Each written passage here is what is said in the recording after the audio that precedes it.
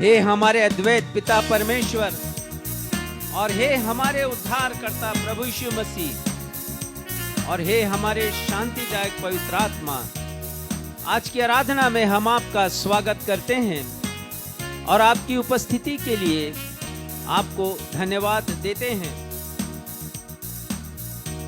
भजनकार लिखते हैं, हे सारी पृथ्वी के लोगों, यहोवा परमेश्वर के लिए जय जयकार करो, उनके नाम की महिमा का भजन गाओ, उनकी स्तुति करते हुए उनकी महिमा करो। सारी पृथ्वी के लोग यहोवा परमेश्वर को दंडवत करें और उनके नाम का भजन गाएं। हे सारी पृथ्वी के लोगों, यहोवा परमेश्वर का जय जयकार करो। और आज का दिन है कि हम परमेश्वर का जय जयकार करें। इस गीत के साथ हो जय जयकार, जय जयकार करें। ओ जय जयकार, जय जयकार करें। ओ जय जयकार, जय जयकार करें। वो है हमारा राजा, राजा दुख संकट से बचाता बचाता। वो है हमारा राजा, राजा दुख संकट से बचाता बचाता। हम पर अपनी करुणा करता और करता उपकार। क्यों ना उस पर तन मन वारे, दे अपना अधिकार। ओ जय जयकार, जय जयकार करें। ओ जय जयकार, जय जयकार करें। जी हाँ भाइयों और बहनों, हमें तो अपने अंतिम सांस तक अपने यहोवा परमेश्वर के भजन को गाना है, उनके गीतों को गाना है, जय जयकार करना है। स्वर्ग में उनका सिंहासन है और वे हमारे सम्राट हैं, हमारे प्रभु यहोवा परमेश्वर। पृथ्वी उनका आसन है।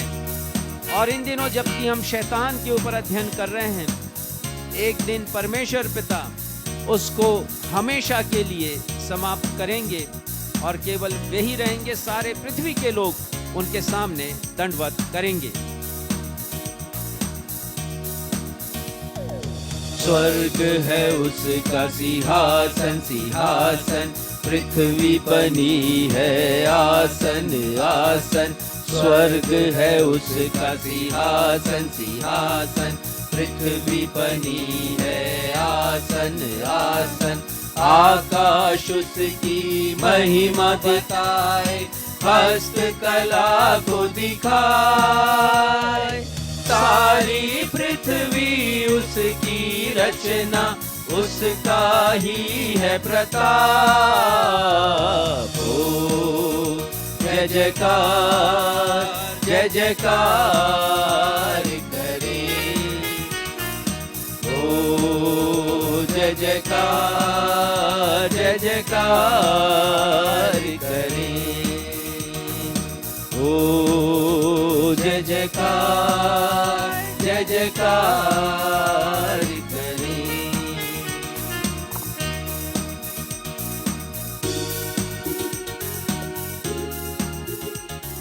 नवजीवन इवेंजलिकल चर्च की 126वीं ऑनलाइन आराधना एवं आज की विशेष 100वीं रविवारीय ऑनलाइन आराधना में मैं क्षितिज मसीह आप समस्त प्रभु भक्तों का अपने उद्धारकर्ता प्रभु यीशु मसीह के अतुलनीय एवं अद्वितीय नाम से स्वागत करता हूं एवं आप सभी को जय यीशु, यीशु सहाय, शालोम, जय मसीह की और प्रेज द लॉर्ड कहता हूँ। Praise the Lord. प्रिय भाइयों और बहनों, विगत 3 रविवारों से हम मसीहियत के दुश्मन और खलनायक शैतान के ऊपर अध्ययन कर रहे हैं। हम उसकी उत्पत्ति, उसके विस्तार को जान रहे हैं, उसके हथियारों को जान रहे हैं। पहले हमने शैतान की असलियत के विषय में जाना, फिर उसके शातिर हथियारों के विषय में जाना। पिछले रविवार हमने शैतान की उत्पत्ति, उसके उत्थान, पतन, अंत, बाइबल में वर्णित उसके 12 नामों तथा उसके उद्देश्यों के विषय में अच्छी तरह जान लिया। आज हमारे पास्टर साहब इसी कड़ी में आपको परमेश्वर पिता के 7 मुकम्मल अर्थात संपूर्ण हथियारों के विषय में विस्तृत रूप से जानकारी देंगे, उनके बारे में बताएंगे, जिनकी सहायता से हम उसकी युक्तियों के सम्मुख स्थिर खड़े रह सकते हैं, अर्थात शैतान की युक्तियों के सम्मुख स्थिर खड़े रह सकते हैं एवं खड़े होकर उसका मुकाबला कर सकते हैं। आइए इस समय हम सब मिलकर एक गीत गाएं जिसके शब्द हैं, जब जीवन के दुख सागर में आंधी चलती है तब यीशु पर मैं लंगर सी आशा रखता हूँ। हम सभी अपने स्थानों पर खड़े हो जाएंगे और यह गीत प्रभु को महिमा देने के लिए गाएंगे। यदि आपके साथ मसीही गीत संग्रह है तो मसीही गीत संग्रह में आप निकाल लें गीत क्रमांक 396। यह गीत क्रमांक 396 पर पाया जाता है।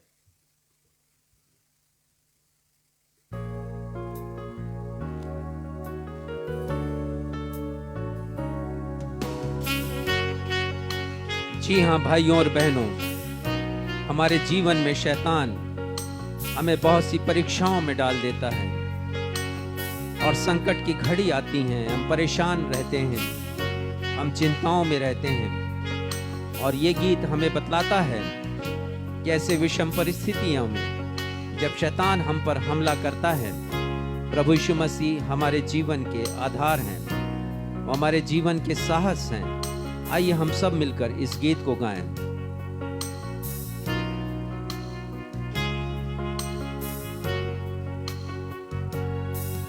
जब जीवन के दुख सागर में आंधी चलती है, तब यीशु पर मैं लंगर सी आशा रखता हूँ।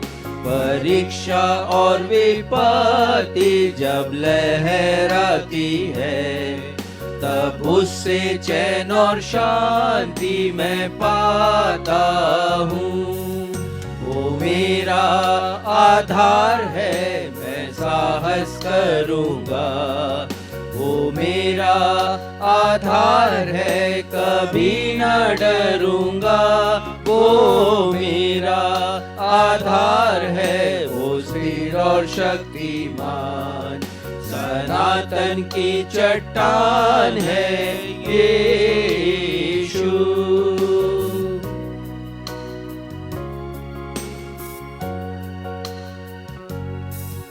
बुराई से बचा के वो निर्मल करता है। वो मेरे मन से बोल कर आराम दिलाता है अगुआ मुक्तिदाता, भरोसा उस पर है।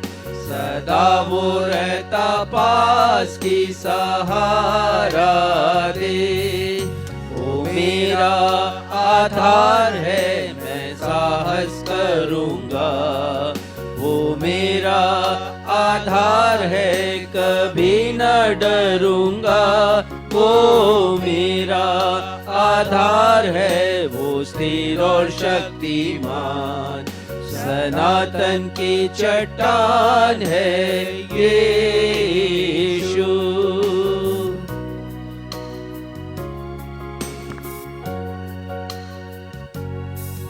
वो मेरा दो सहायक, वो मुझको करता स्थिर।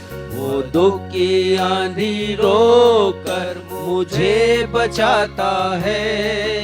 विश्वास से स्वर्गीय घर की मैं करता हूँ आशा, जो यीशु मेरे लिए बनाता है। वो मेरा आधार है, मैं साहस करूँगा।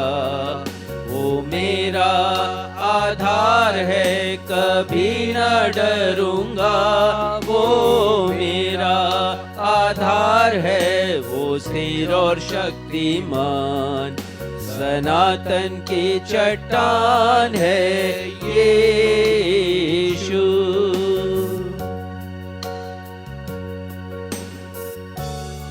हम इसी स्थिति में रहते हुए वचन में से उत्तरवादी पाठ के लिए निकाल लेंगे भजन संहिता अध्याय 68 पद 1 से 11। भजन संहिता अध्याय 68 68 पद 1 से 11, और इसे पढ़ने में अगुवाई भाई सक्षम मसीह करेंगे।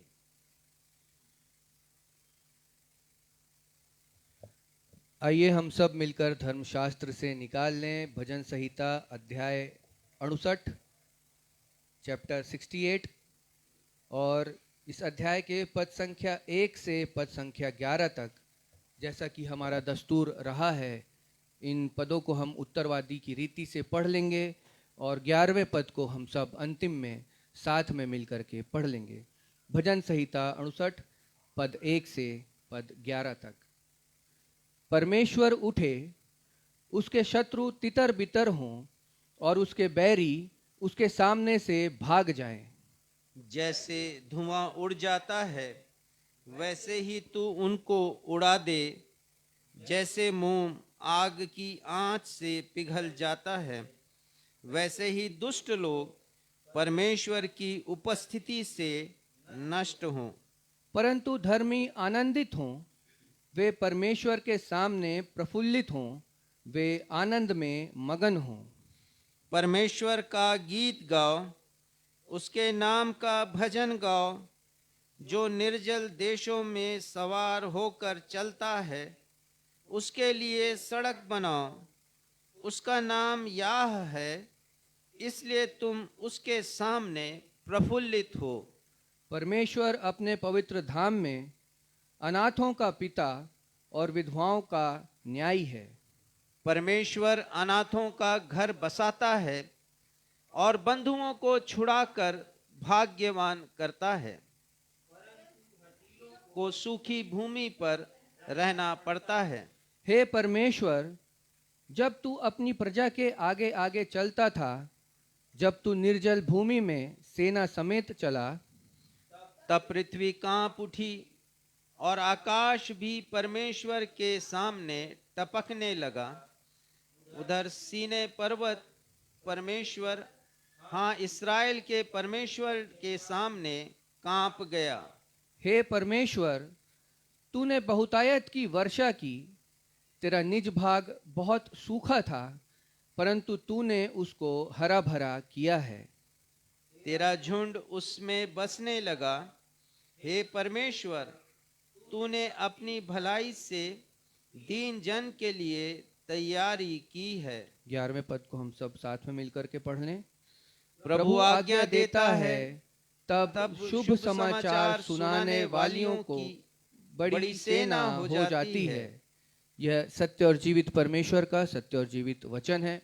परमेश्वर पिता अपने इस वचन के पढ़े जाने, सुने जाने और समझे जाने पे हम में से हर एक को अपनी बहुतायत की आशीषों से परिपूर्ण करें। हम सब कहें आमीन। आमीन। कृपया स्थान ग्रहण करें। अब हमारे पास्टर साहब को अवसर होगा कि वे हमें सूचनाओं से अवगत कराएं। सूचनाओं के पश्चात वे हम सभी के लिए मध्यस्थता की प्रार्थना में अगुवाई करेंगे। यदि आपके पास कोई प्रार्थना अनुरोध है या आप अपनी गवाहियों को हमारे साथ शेयर करना चाहते हैं जिससे प्रभु परमेश्वर को महिमा मिले, तो आप फेसबुक की वॉल पर कमेंट बॉक्स में जा कर के अपनी प्रार्थना निवेदन या गवाहियों को हमारे साथ शेयर कर सकते हैं। हम आप सभी के लिए प्रार्थना करेंगे।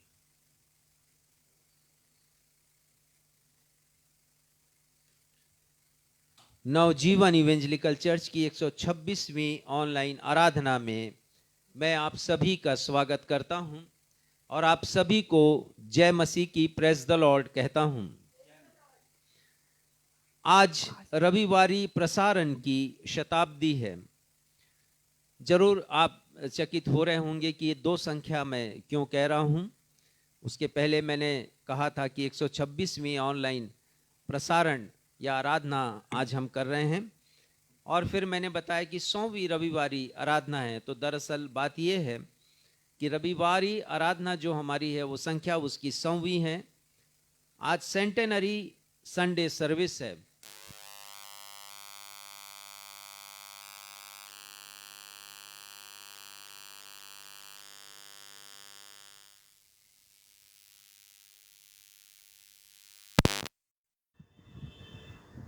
इसी समय विद्युत प्रवाह रुक गया तो मैं फिर से रिपीट करता हूं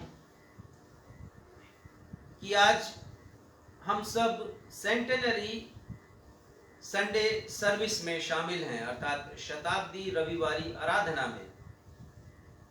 और 2 अंक मैं आपको बतला रहा हूं, 2 संख्या बतला रहा हूं, 126वीं और 100। और ये अंतर इसलिए है क्योंकि शेष 26 आराधना या तो हमने ऑनलाइन की है किसी और बैनर के तले, या फिर हमने विशेष सभाएं की हैं जैसे पैशन वीक की सभाएं। तो इसलिए ये 100वीं रविवारी आराधना है। 27 मार्च को अर्थात आज से 4 रविवार के पश्चात हमारी आराधना को करते 2 वर्ष पूरे हो जाएंगे। 22 मार्च सन 2020 को हमने पहली आराधना की थी, 22 मार्च 2020 को, और तब से लेकर के 27 मार्च को 2 वर्ष हम पूरे करेंगे। कंटिन्यूअसली हमारी आराधना ऑनलाइन सेवा के द्वारा जारी है और इसके द्वारा बहुत से वे लोग जो कि कलीसियाई आराधनाओं से विरक्त हैं, उनके आसपास कलीसिया नहीं है, गांव में हैं या दुर्गम क्षेत्रों में हैं या सरकारी सेवा में हैं, ऐसी जगह पर हैं, या सेना में हैं या सीआरपीएफ में हैं, या फिर वो किसी और अन्य जगह पर वो सेवारत हैं दुर्गम क्षेत्रों में। उनके लिए काफ़ी लाभदायक ये आराधना सिद्ध हो रही है और इस बात के लिए हम परमेश्वर पिता को धन्यवाद देते हैं। जैसा हमने पिछले रविवार आपको बतलाया था कि हम जो कि बस्ती में जाएंगे भोजन लेकर, हमारी योजना 200 पैकेट भोजन को देने की थी, लेकिन 300 पैकेट भोजन हमारे भाई ने जो भोजन बनाकर हमें देते हैं, भाई नीलेश मसीह, उनके द्वारा 100 पैकेट और तैयार कर दिया गया। तो इस प्रकार हमने 6 स्थानों पर जाकर 300 भिक्षुओं को जो भिक्षा मांगकर अपना जीवन व्यापन करते हैं, बहुत दयनीय स्थिति में रहते हैं, उन्हें हमने भोजन प्रदान किया। और ये सब संभव हो सकता है, मैं फिर से थोड़ी देर रुकूंगा।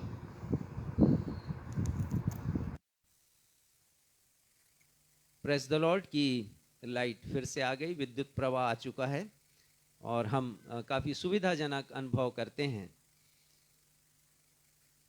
तो ये सब संभव होता है हमारे कुछ सहयोगी भाइयों और बहनों के द्वारा। हमारे भाई मिस्टर एम ए बैग ने ये संभव किया, उनके परिवार से सहायता मिली और हमने 300 भिक्षुओं को भोजन कराया। उनके दुखी चेहरे पर हमने मुस्कान की एक रेखा खींची। परमेश्वर पिता को हम धन्यवाद देते हैं।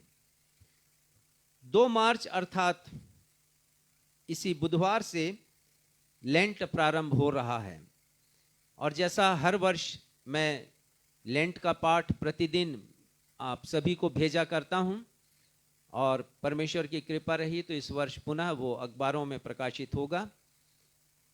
तो यदि ये पाठ आपको नहीं मिलते हैं प्रतिदिन, तो आप इसी समय यदि हमारा संदेश सुन रहे हैं फेसबुक में अपना व्हाट्सएप नंबर दे सकते हैं और हम आपको प्रतिदिन ये पाठ भेज दिया करेंगे जो आपके आत्मिक जीवन को सबल बनाने के लिए महत्वपूर्ण होता है। साथ ही साथ 2 मार्च बुधवार को संध्या 7 बजे हम लेंट की विशेष आराधना करेंगे। लेंट प्रारंभ हो रहा है जिसे ऐश वेडनेसडे कहते हैं, और उस दिन से नियमित रूप से हम आपको पाठ भेजा करेंगे।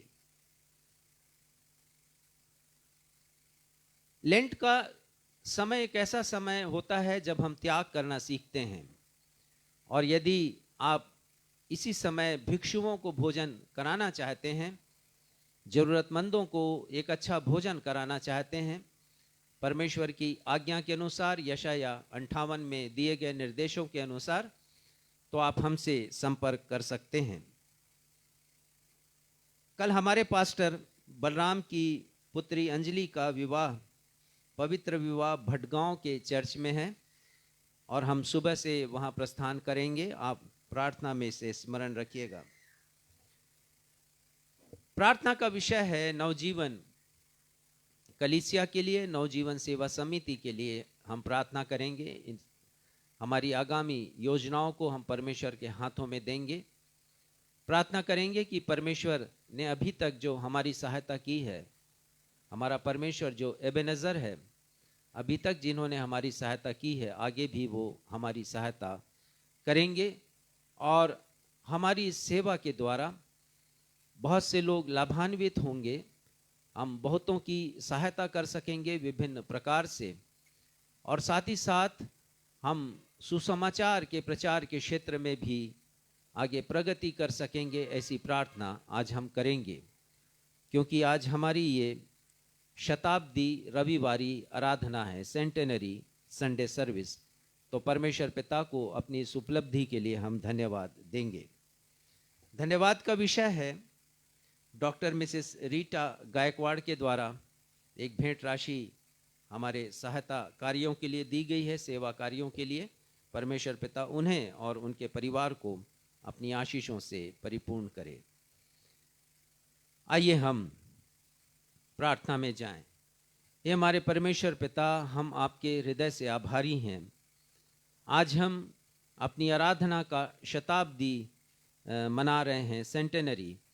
हम धन्यवाद देते हैं पिता इस उपलब्धि के लिए कि लगातार 100वीं आराधना है, और किसी रविवार को ऐसा नहीं हुआ, यदि एक रविवार को छोड़ दिया जाए तो हमारी आराधना नहीं हुई होगी। हम आपकी महिमा करते हैं पिता अपनी इस उपलब्धि के लिए। धन्यवाद देते हैं पिता, आपकी कृपा हम पर हुई, हमारी कलीसिया पर हुई। हमने ऑफलाइन और ऑनलाइन रविवारी आराधना की हैं। हम धन्यवाद देते हैं पिता कि एक ऐसा समय था जबकि लॉकडाउन था और कलीसियाँ बंद थी, उस समय भी आपने हमें सबल किया कि हम अपनी आराधना को जो आपके प्रति समर्पित होती है, हम लगातार जारी रख सके।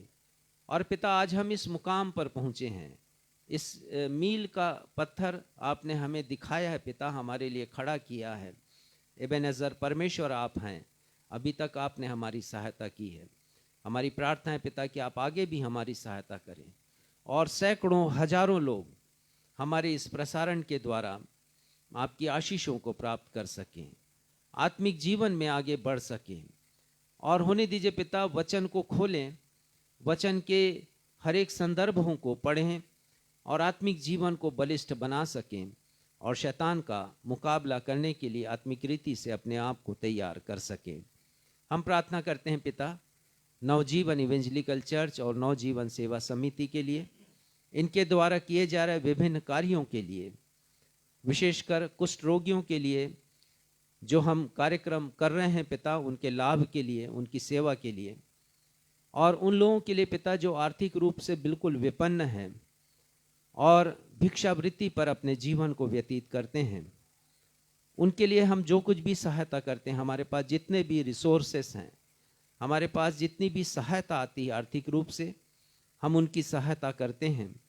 आगे भी पिता हम उनकी सहायता करते रहें, आपके वचन को हम पूरा करें, क्योंकि प्रभु यीशु मसीह ने कहा है जो कुछ तुमने इन छोटे से छोटों में से किसी एक के साथ किया है वह मेरे लिए किया है। और वो कहते हैं कि तुम में से कोई भी अपना प्रतिफल कभी भी नहीं खोएगा।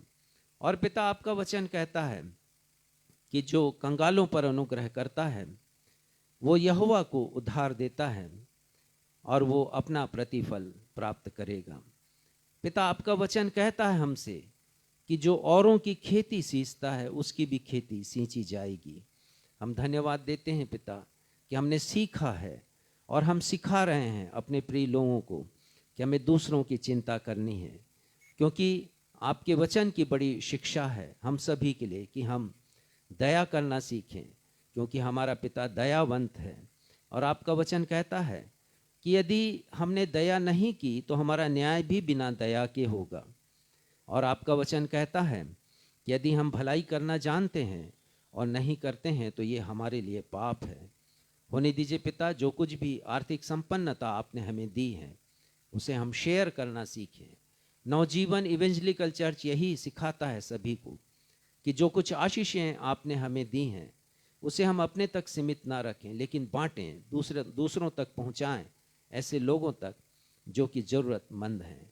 पिता, हमारे इस योजना में, हमारे इस अभियान में हमेशा की तरह आपका हाथ हो पिता, आपकी अगुवाई हो, और होने दीजिए पवित्र आत्मा का दिया गया साहस हमारे जीवन में हो कि हम इन सारे कार्यों को कर सकें। पिता, हम प्रार्थना करते हैं डॉक्टर रीटा गायकवाड़ के लिए, जबकि वो अपना स्थानांतरण चाह रही हैं कि उनका स्थानांतरण बिलासपुर से रायपुर हो सके। आप उनके साथ हों पिता, और जो असंभव है उनके लिए आप संभव करके दिखाएं। पिता, हम आज की पूरी आराधना को आपके सामर्थी हाथों में सौंपते हैं और अपने इस निवेदन को आपके बेटे हमारे उद्धारकर्ता प्रभु यीशु मसीह के नाम से मांगते हैं, जिन्होंने हम सभी को ये प्रार्थना करना सिखाया। हे हमारे पिता, आप जो स्वर्ग में हैं, आपका नाम पवित्र माना जाए, आपका राज्य आए, आपकी इच्छा जैसे स्वर्ग में पूरी होती है वैसे इस पृथ्वी पर भी पूरी हो। हमारे दिन भर की रोटी आज हमें दीजिए, और जिस प्रकार हमने अपने अपराधियों को क्षमा किया उसी प्रकार आप हमारे अपराधों को क्षमा कीजिए। हमें परीक्षा में नहीं लाइए बल्कि बुराई से बचाइए, क्योंकि राज, पराक्रम और महिमा सदा आपके हैं। आमीन।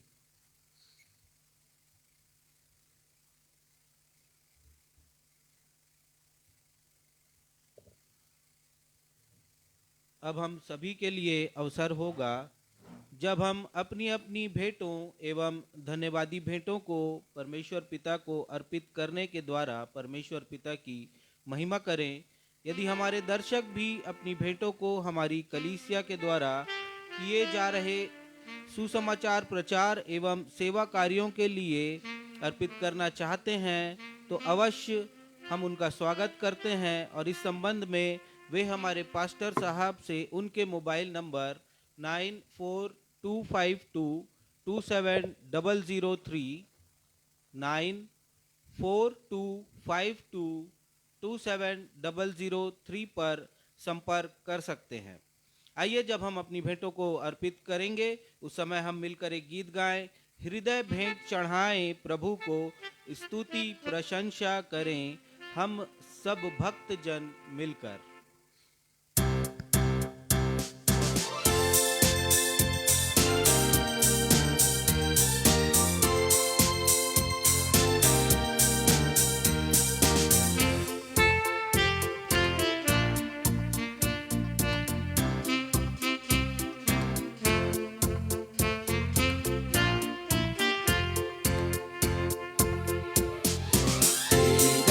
भेंट चढ़ाए प्रभु को, स्तुति प्रशंसा करें हम सब भक्त जन मिलकर।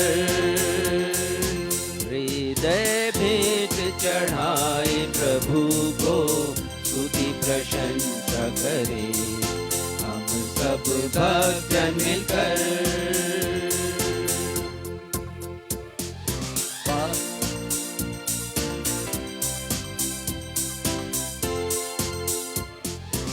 अर्पण करते हैं तुझको, आत्मा प्राण देह भी। अर्पण करते हैं तुझको, आत्मा प्राण दे भी। रक्षा करो प्रभु इस जीवन की, रक्षा करो प्रभु इस जीवन की, विनती हमारी यही। हृदय भेंट चढ़ाए प्रभु को, स्तुति प्रशंसा करें हम सब भक्त जन मिलकर। हृदय भेंट चढ़ाए प्रभु को, स्तुति प्रशंसा करें हम सब भक्त जन मिलकर। भेंटों के लिए धन्यवाद की प्रार्थना में अगुवाई श्री सुरेश हंटर करेंगे।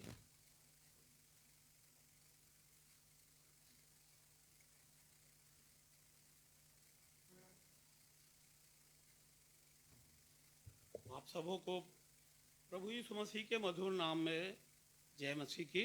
जय मसीह। आइए हम इन भेंटों के लिए ईश्वर से आशीष मांगे। हे पवित्र, अति सामर्थ्य, दयालु, कृपालु, जीवते प्रेमी पिता परमेश्वर, हमारे राजाधिराज, हमारे जीवनों के स्वामी मालिक, आपके पवित्र चरणों के नज़दीक बड़े ही धन्यवाद के साथ आज के इस पवित्र दिन में आपके नज़दीक में आते प्रभु, और हृदय की गहराई से धन्यवाद देते हैं। आपकी बड़ी दया कृपा हुई, आपने ये सुंदर अवसर दिया कि हम थोड़ा समय बैठ कर के आपके पवित्र चरणों के पास आपके पवित्र वचनों को आपके दास के द्वारा सुने, और हम मिल कर के आपकी भजन स्तुति करने पाएँ। प्रभु, आपके इस आयोजन के लिए, प्रयोजन के लिए, प्रभु सुंदर समय के लिए धन्यवाद स्तुति गुणगान करते हैं। प्रभु, हमने अपनी कमाई में से कुछ अंश निकाल करके भेंट स्वरूप आपके चरणों के नज़दीक रखा है। हे पिता परमेश्वर, इसे आशीषित करिए और इसके माध्यम से आपके सेवा कार्य बहुतायत से आगे बढ़ते चले जाएं। पूरे नवजीवन के सेवा कार्यों में जैसे अब तक आपकी आशीष बनी हुई है, आगे भी आपकी दया कृपा से बहुतायत की आशीष बनी रहे, और प्रभु बड़े से बड़े काम होते चले जाएं। ये हमारी व्यक्तिगत गवाही है कि जब भी हमने कोई काम हाथ में लिया है आपके सामर्थ्य नाम को लेकर के, हमने कभी भी उसमें असफलता नहीं पाई है। और प्रभु जी, हम आगे भी जितनी योजनाएं हैं, सारे बातों के लिए हम आपके चरणों में झुकते प्रभु, और आशीष चाहते हैं। जितने लोग आपके सेवा कार्य में मदद करते हैं, चाहे फिजिकली या आर्थिक रूप से, दुआओं के माध्यम से अपनी सलाह देते हैं, हम सब लोगों के लिए बड़ी आशीष की कामना आपसे करते हैं पिता परमेश्वर। और प्रभु, आज के इस भेंट को बड़ी दया करके स्वीकार करिए। जो हमसे भूल चूक हो जाते हैं उसे दया से क्षमा करिए। विनती निवेदन विश्वास के साथ उद्धारकर्ता प्रभु यीशु मसीह के नाम से हम मांगते हैं, आमीन।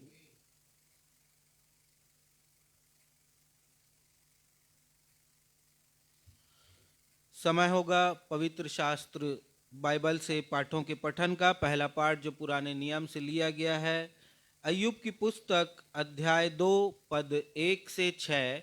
अय्यूब की पुस्तक अध्याय 2 पद 1 से 6। इसे पढ़ने में अगुवाई श्रीमती पुष्पांजलि थॉमसन करेंगी।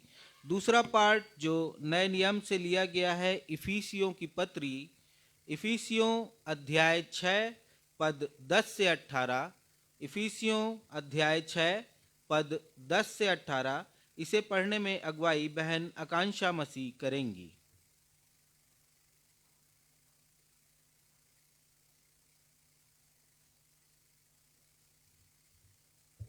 मैं आपके समक्ष पढ़ लूंगी अय्यूब 2 पद 1 से 6 तक।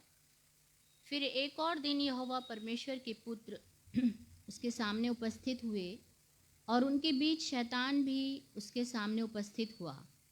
यहोवा ने शैतान से पूछा, तू कहाँ से आता है? शैतान ने यहोवा को उत्तर दिया, इधर उधर घूमते फिरते और डोलते डालते आया हूँ। यहोवा ने शैतान से पूछा, क्या तूने मेरे दास अय्यूब पर ध्यान दिया है कि पृथ्वी पर उसके तुल्य खरा और सीधा और मेरा भय मानने वाला और बुराई से दूर रहने वाला मनुष्य और कोई नहीं है। यद्यपि तूने मुझे बिना कारण उसका सत्यानाश करने को उभारा, तो भी वह अब तक अपनी खराई का बना है। शैतान ने यहोवा को उत्तर दिया, खाल के बदले खाल, परंतु प्राण के बदले मनुष्य अपना सब कुछ दे देता है। इसलिए केवल अपना हाथ बढ़ाकर उसकी हड्डियां और मांस छू, तब वह तेरे मुंह पर तेरी निंदा करेगा। यहोवा ने शैतान से कहा, सुन, वह तेरे हाथ में है, केवल उसका प्राण छोड़ देना। यह परमेश्वर का वचन है।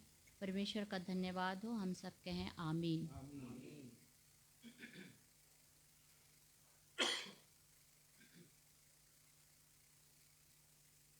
सबों को जय मसीह की। मैं आप लोगों के सामने पढ़ लूंगी नए नियम से इफिसियों अध्याय 6 पद 10 से 18। इसलिए प्रभु में और उसकी शक्ति के प्रभाव में बलवंत बनो, परमेश्वर के सारे हथियार बांध लो कि तुम शैतान की युक्तियों के सामने खड़े रह सको, क्योंकि हमारा यह मल युद्ध लहू और मांस से नहीं, परंतु प्रधानों से और अधिकारियों से और इस संसार के अंधकार के हाकिमों से और उस दुष्टता की आत्मिक सेनाओं से है जो आकाश में है। इसलिए परमेश्वर के सारे हथियार बांध लो कि तुम बुरे दिन में सामना कर सको और सब कुछ पूरा करके स्थिर रह सको। इसलिए सत्य में अपनी कमर कसकर और धार्मिकता की झिलम पहनकर और पाँव में मेल के सुसमाचार की तैयारी के जूते पहनकर और इन सब के साथ विश्वास की ढाल लेकर स्थिर रहो, जिससे तुम उस दुष्ट के सब जलते हुए तीरों को बुझा सको और उद्धार का टोप और आत्मा की तलवार जो परमेश्वर का वचन है ले लो। हर समय और हर प्रकार से आत्मा में प्रार्थना और विनती करते रहो और इसीलिए जागते रहो कि सब पवित्र लोगों के लिए लगातार विनती किया करो। परमेश्वर अपने पढ़े हुए वचन पर आशीष दे। हम सब कहें आमीन। आमीन। सुसमाचार पाठ के आधार में हम सभी अपने अपने स्थानों पर खड़े हो जाएंगे। आज का सुसमाचार का पाठ जो लिया गया है मत्ती रचित सुसमाचार अध्याय 13 पद 24 से 30 और उसके पश्चात पद 36 से 43। मत्ती 13 24 से 30 और 36 से 43। और इसे पढ़ने में अगुवाई हमारी कलीसिया के पास बान रेवरेंड राजेश मसीह करेंगे।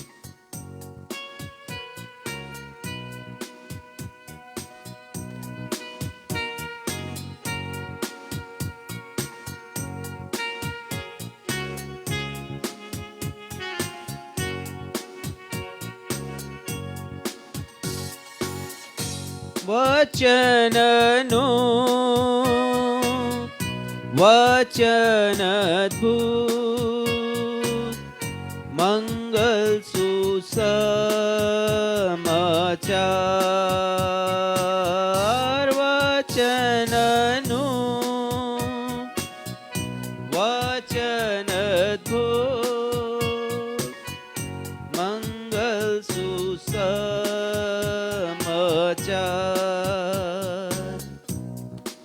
आज का सुसमाचार का पाठ मत्ती रचित सुसमाचार उसका 13वां अध्याय। पहले हम पढ़ेंगे पद संख्या 24 से पद संख्या 30 तक और उसके बाद पद संख्या 34 से पद संख्या 43 तक। और यहाँ इस प्रकार लिखा है मत्ती 13 पद संख्या 24 से आगे, प्रभु यीशु ने उन्हें एक और दृष्टांत दिया कि स्वर्ग का राज्य उस मनुष्य के समान है जिसने अपने खेत में अच्छा बीज बोया। और जब लोग सो रहे थे तो उसका बैरी आकर गेहूं के बीच जंगली बीज बोकर चला गया। जब अंकुर निकले और बालें निकली बालें लगीं तो जंगली दाने भी दिखाई दिए। इस पर गृहस्थ के दासों ने आकर उससे कहा, हे स्वामी, क्या तूने अपने खेत में अच्छा बीज नहीं बोया था? फिर जंगली दाने के पौधे उसमें कहां से आए? उसने उनसे कहा, यह किसी बैरी का काम है। दासों ने उससे कहा, क्या तेरी इच्छा है कि हम जाकर उनको बटोर लें? स्वामी ने कहा, ऐसा नहीं। ऐसा ना हो कि जंगली दाने के पौधों बटोरते हुए उनके साथ गेहूं भी उखाड़ लो। कटनी तक दोनों को एक साथ बढ़ने दो, और कटनी के समय मैं काटने वालों से कहूंगा, पहले जंगली दाने के पौधे बटोर कर जलाने के लिए उनके गट्ठे बांध लो, और गेहूं को मेरे खत्ते में इकट्ठा करो। 34 से आगे। ये सब बातें यीशु ने दृष्टांतों में लोगों से कही, और बिना दृष्टांत वह उनसे कुछ ना कहता था, कि जो वचन भविष्यद्वक्ता के द्वारा कहा गया था वह पूरा हो, कि मैं दृष्टांत कहने को अपना मुंह खोलूंगा। मैं उन बातों को जो जगत की उत्पत्ति से गुप्त रही हैं प्रकट करूंगा।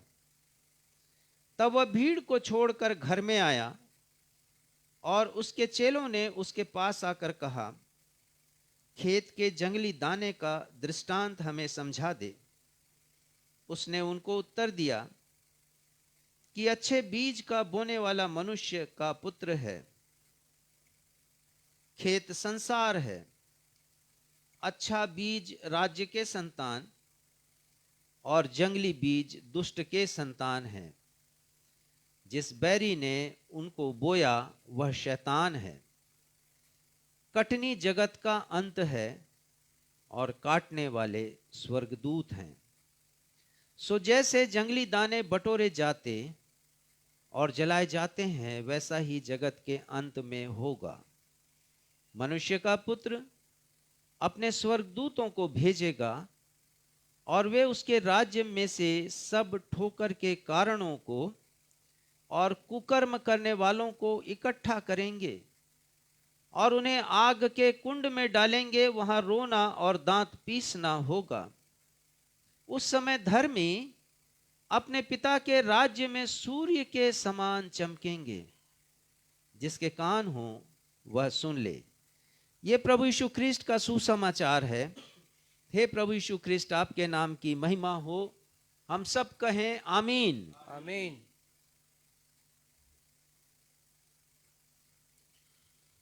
अब हम सभी के लिए सुनहरा अवसर होगा जब हमारे पास्टर इंचार्ज रेवरेंड राजेश मसीह परमेश्वर पिता के जीवित कलाम से हमारे सप्ताह भर की ऊर्जा के लिए हमें संदेश प्रदान करेंगे।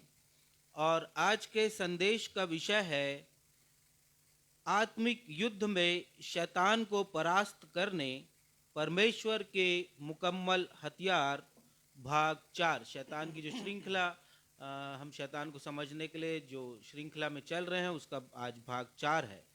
The whole armour of God to defeat Satan in spiritual warfare. परंतु इसके पूर्व की हम संदेश सुने, आइए अपने मनों को तैयार करने के लिए संदेश से ताल्लुक रखता एक भोजपुरी गीत गाएं, जिसके शब्द हैं जवनवा जवनवा जवनवा आजा जंगे मैदान में जवनवा। और जब इस गीत की हम प्रैक्टिस कर रहे थे तो मैंने सोचा कि जो ज्वलंत मुद्दा अभी संसार में चल रहा है, रूस और यूक्रेन की मध्य लड़ाई का, और जो मैंने समाचार के माध्यम से जाना कि यूक्रेन के जो आम नागरिक हैं उनको हथियार मुहैया कराया गया है कि वो दुश्मन सेना का सामना कर सके। आम नागरिकों के पास सैनिकों के हथियार हैं, वो सैनिकों की तरह जंग में लड़ रहे हैं। परमेश्वर ने भी वचन से हमें हथियार दिए हैं, जिसके विषय में आज हम जानेंगे। और इस गीत को आप ध्यान से सुनिए और हमारे साथ गाइए, ताकि वचन को समझने में आसानी हो कि परमेश्वर के वे हथियार क्या हैं। इस गीत को हमने पिछले रविवार को गाया था, लेकिन बहुत से लोगों ने इसे पसंद किया, अपनी प्रतिक्रियाएं दी हैं, फेसबुक पर कमेंट किया है।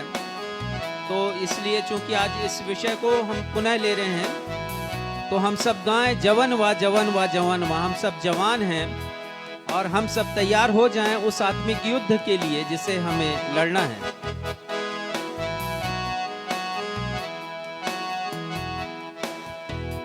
ओ जवनवा जवनवा जवनवा जवनवा जवनवा, होए आजा जंगे मैदान में जवनवा, आजा जंगे मैदान में जवनवा। ओ जवनवा जवनवा जवनवा जवनवा जवनवा, आजा जंगे मैदान में जवनवा, आजा जंगे मैदान में जवनवा। संत पौलुस लिखते हैं कि परमेश्वर के सारे हथियार हम बांध लें ताकि हम शैतान के साथ जो हमारा युद्ध है उसमें स्थिर खड़े रह सके। और परमेश्वर के 7 हथियारों के विषय वो बतलाते हैं, और इस गीत में 7 हथियार के विषय में मैंने लिखा है, आप ध्यान से इसे सुनिएगा।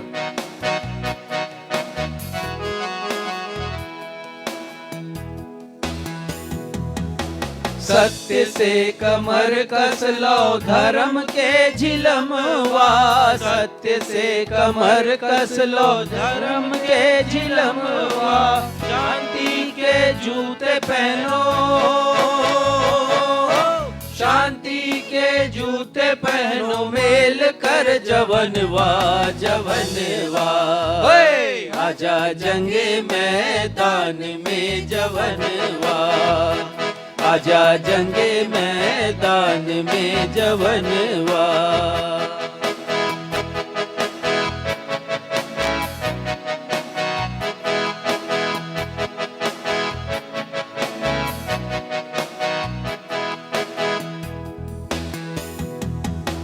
विश्वास के ढाल ले आवल उद्धार के टोपवा, विश्वास के ढाल ले आवल उद्धार के टोपवा।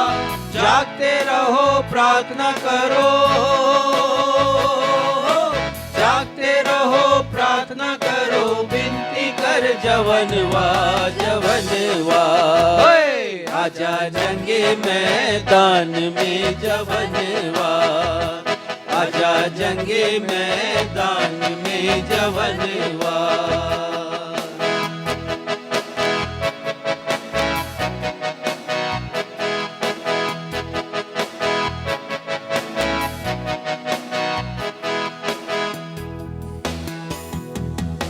बाइबल के तो बना ले वचन के गनवा, बाइबल के तो बना ले वचन के गनवा। इंजिल के गोली भरो, इंजिल के गोली भरो, मार दो निसनवा जवनवा।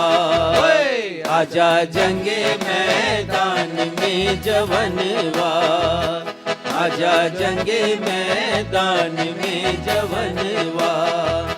ओ जवनवा जवनवा जवनवा जवनवा जवनवा। आजा जंगे मैदान में जवनवा, आजा जंगे मैदान में जवनवा। कृपया स्थान ग्रहण करें।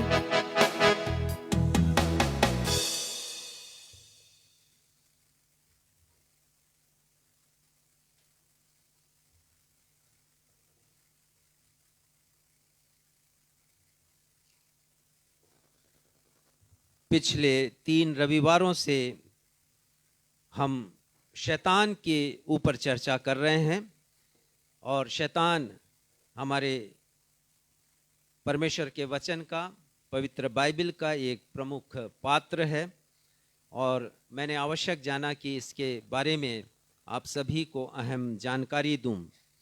जिस विषय पर हम अध्ययन कर रहे हैं वो है आत्मिक युद्ध में शैतान को पराजित करने के परमेश्वर के मुकम्मल हथियार, the whole armour of God to defeat Satan in spiritual warfare.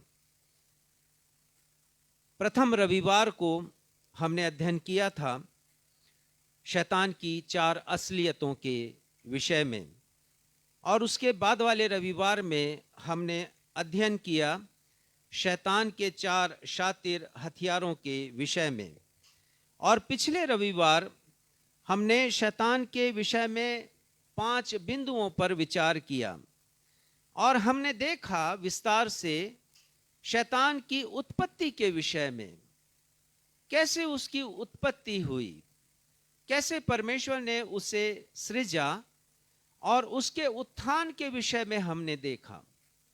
और ना सिर्फ उत्पत्ति उत्थान के विषय में लेकिन उसके पतन के विषय में भी हमने अध्ययन किया और क्या कारण थे उसके पतन के, हमने विस्तार से इस पर चर्चा की। और उसके पश्चात हमने देखा पिछले रविवार को कि शैतान का अंत कैसे होगा, उसकी परिणति कैसे होगी, कैसे परमेश्वर उसको हमेशा के लिए समाप्त करेंगे।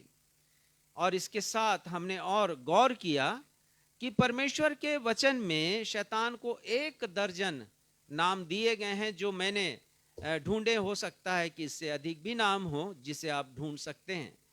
12 नाम उसे दिए गए, 12 नामों से वो जाना जाता है। और पिछले रविवार को अंत में हमने विचार किया था कि इस दुनिया में जो हम देखते हैं, विप्लव को देखते हैं, इस दुनिया में हम अनेक प्रकार के अपराधों को, पापों को देखते हैं और हम देख रहे हैं कि हम सब एक आत्मिक युद्ध में शामिल हैं। तो शैतान क्यों कर रहा है इसे, उसका पर्पस क्या है, उसका उद्देश्य क्या है, इसके ऊपर भी हमने पिछले रविवार चर्चा की। ये 3 संदेश वीडियो में उपलब्ध हैं यूट्यूब पर, आप देख सकते हैं। मेरे प्रोफाइल पर जा सकते हैं, वहाँ पर रेवरेंड राजेश मसीह के नाम से या नवजीवन न्यू लाइफ इवेंजलिकल चर्च आप सर्च कीजिए, ये सारे वीडियोस आपको मिल जाएंगे। और उसके अलावा और भी जो दूसरे वीडियोस हैं, 126 वीडियोस हैं हमारे, और आप उन संदेशों को सुन सकते हैं। और यदि आपको कोई दिक्कत होती है तो कृपया मुझसे आप चर्चा करें। यदि आपका व्हाट्सएप नंबर है मुझे भेज दें, ये वीडियोस मैं आपको दे दूंगा और बहुत अच्छी जानकारी आपके पास होगी, संकलन आप कर सकेंगे। और खासकर ये प्रचारक भी और पास्टर भी जो इसके विषय में जानना चाहते हैं उनके लिए एक अच्छी स्टडी ये होगी और वो अपनी कलीसिया में, अपने लोगों में या यहाँ वहाँ वो जाते हैं प्रचार करने, तो वे इसका उपयोग कर सकते हैं। आज हम आगे बढ़ेंगे और हम सीखेंगे। आज का जो संदेश है वो इस श्रृंखला का अंतिम संदेश है, समापन संदेश है ये। और हम सीखेंगे बहुत सी बातों को, खासकर उन 7 हथियारों के विषय में जिसे मुझे और आपको धारण करना है। और इस संबंध में संत पौलुस इफिसियों की कलीसिया के द्वारा मुझे और आपको सतर्क करते हैं, मुझे और आपको सावधान करते हैं, मुझे और आपको चैतन्य करते हैं और लिखते हैं इफिसियों 6 उसके 12वें पद में, ध्यान से सुनिएगा। क्योंकि हमारा यह मल युद्ध लहू और मांस से नहीं परंतु प्रधानों से और अधिकारियों से और इस संसार के अंधकार के हाकिमों से और उस दुष्टता की आत्मिक सेना से है जो आकाश में है। हाँ, वो कहते हैं कि ये हमारा मल युद्ध है, ये आपका मल युद्ध है, मेरा मल युद्ध है, हम सभी का मल युद्ध है। मल युद्ध के लिए जो कुछ अंग्रेजी बाइबल में शब्द आए हैं उसका उल्लेख करना चाहूँगा।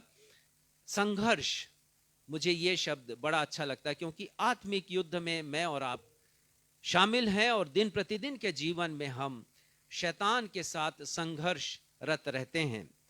तो स्ट्रगल है, ये एक फाइट है, यह एक युद्ध है जिसमें हम लोग प्रत्यक्ष और अप्रत्यक्ष रूप से शामिल हैं इस युद्ध में। और वो कहते हैं कि लहू और मांस से नहीं, किसी व्यक्ति विशेष से हमारा युद्ध ये नहीं होता है। यद्यपि कुछ लोग हम पर हमसे भिड़ जाते हैं, कुछ लोग हमें चोट पहुंचाते हैं, जख्मी करते हैं अपनी बातों से या हथियारों से, और वो कहते हैं कि ये लहू और मांस की लड़ाई नहीं है, परंतु एक विचारधारा की लड़ाई है। उस विचारधारा की जिससे शैतान लोगों के हृदय में, मन में डाल देता है। जैसे अभी रूस और यूक्रेन का युद्ध हो रहा है, एक विचारधारा की लड़ाई। शैतान चाहता है कि लोग मरे वहां पर, शैतान चाहता है कि लोगों के जीवन में संकट आए, शैतान चाहता है कि लोग अभाव में रहें, वो नहीं चाहता किसी को खुशहाल देखना। तो उसने ये षड्यंत्र किया है। एक विचारधारा का ये युग है, विचारधारा का युद्ध है ये। इस संदर्भ में मैंने 3 उदाहरण दिए थे पिछली बार आपको। मैंने पतरस के बारे में बतलाया था कि जब पतरस प्रभु यीशु मसीह को झिड़कने लगता है कि आप मरने मारने की बात क्यों कर रहे हैं, तो प्रभु यीशु मसीह कहते हैं, हे शैतान, तू मेरे सामने से दूर हो जा। वहां तो केवल पतरस खड़ा था, लेकिन पतरस के द्वारा वो प्रभु यीशु से बात कर रहा था शैतान वहां पर। और हम देखते हैं कि यहूदा इस्करियोती के विषय में भी लिखा है कि जब निराशा मिली यहूदा को प्रभु यीशु मसीह से, और उसकी वो उम्मीदें पूरी नहीं हुई जिसे वो चाहता था कि वो पूरी हो जाएं प्रभु यीशु मसीह से, कुछ आर्थिक लाभ या बड़ा पद वो चाहता था। लेकिन जब यीशु मसीह ने कहा कि उन्हें तो मरना है, अपना बलिदान देना है, निराश हो गया। और लिखा है कि वो महायाजकों के पास गया और 30 चांदी के सिक्कों में उसने प्रभु यीशु मसीह का सौदा किया। लिखा शैतान उसमें समा गया, यहूदा इस्करियोती में। और हनन्याह और सफीरा का भी उदाहरण मैंने आपको बतलाया था कि पतरस कहते हैं कि शैतान ने तुम्हारे मन में ये विचार डाला। तो शैतान ही विचार डालता है, लहू और मांस से हमारा युद्ध नहीं, लेकिन आत्मिक युद्ध में मैं और आप शामिल हैं। और इस युद्ध को शैतान अपने साम्राज्य से संचालित करता है। मैंने आपको बतलाया था कि उसका साम्राज्य बहुत विशाल है। और यहाँ पर संत पौलुस कहते हैं कि तुम्हारा यह मल्ल युद्ध लहू मांस से नहीं, परंतु प्रधानों से, अधिकारियों से, संसार के अंधकार के हाकिमों और उस दुष्टता की आत्मिक सेना से है जो आकाश में विराजमान है। शैतान की सेना की 4 श्रेणियां हैं, वो बतलाते हैं। पहला, तुम्हारा मल्ल युद्ध प्रधानों से, अर्थात उसकी सेना में प्रधान हैं, जिसके विषय में अंग्रेजी बाइबल में है प्रिंसिपैलिटीज। और वो कहते हैं कि अधिकारियों से, और वो कहते हैं संसार के अंधकार के हाकिमों से, और दुष्टता की आत्मिक सेना। ये 4 वर्गीकरण है शैतान की सेना का।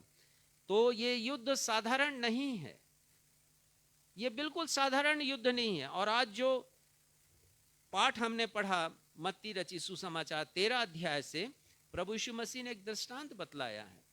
और वहां लिखा है 25 पद में, मत्ती 13:25 में, पर जब लोग सो रहे थे, जब लोग सो रहे थे, ये शैतान बहुत चालाक है। जब उसने देखा कि लोग सो रहे हैं, वो हम मेरे और आपके निर्बलता के समय को देखता है।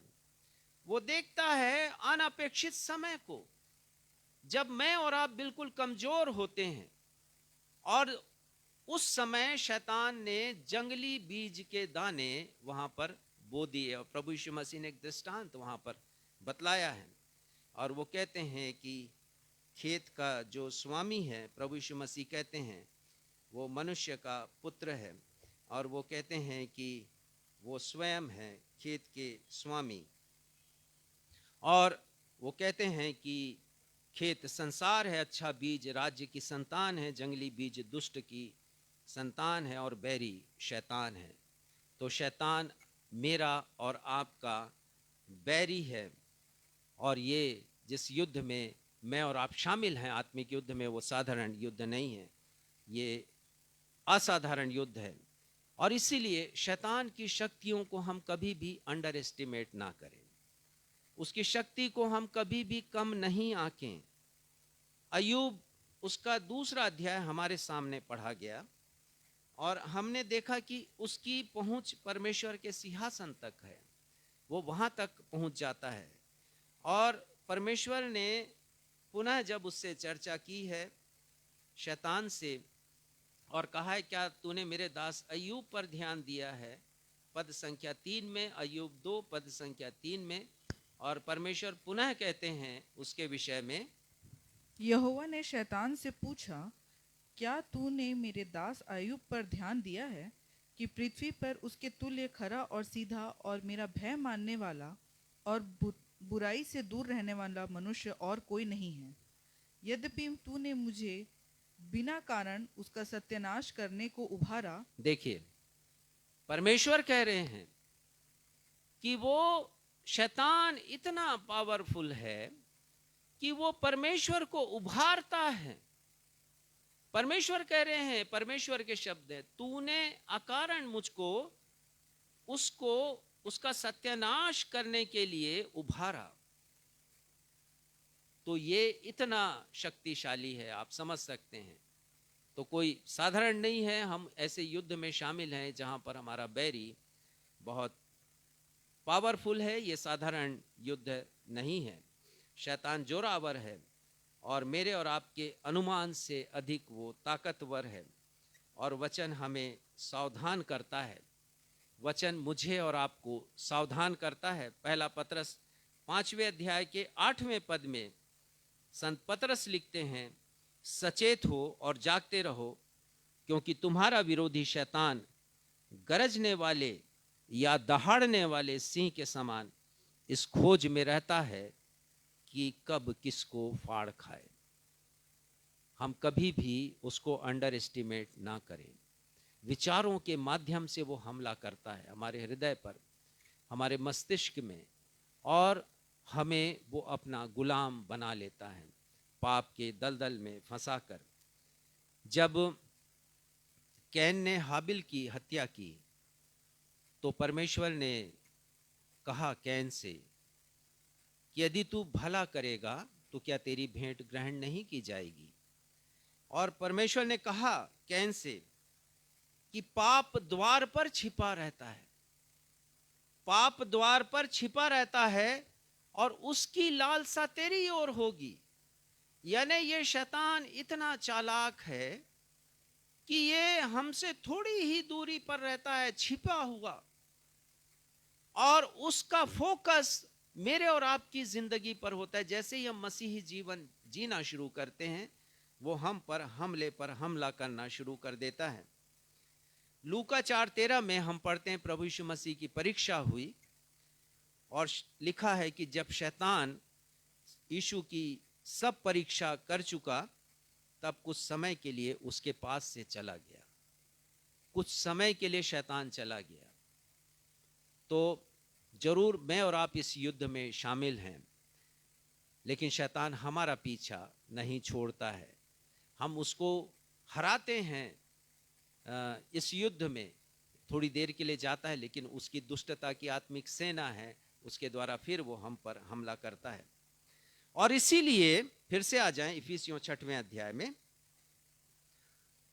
संत पौलुस मुझे और आपको समझाइश देते हुए लिखते हैं, 10वां पद पढ़िएगा, इफिसियों 6:10। इसलिए प्रभु में और उसकी शक्ति के प्रभाव में बलवंत बनो। वो कहते हैं हमें बलवंत होना है, हमें मजबूत होना है, हमें अपने विश्वास में दृढ़ होना है, हमें अपने मसीही जीवन को सतही नहीं बनाना है।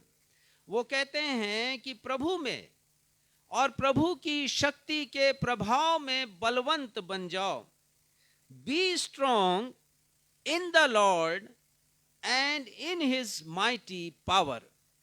प्रभु में और उनकी शक्ति के प्रभाव में मुझे और आपको बलवंत बनना है।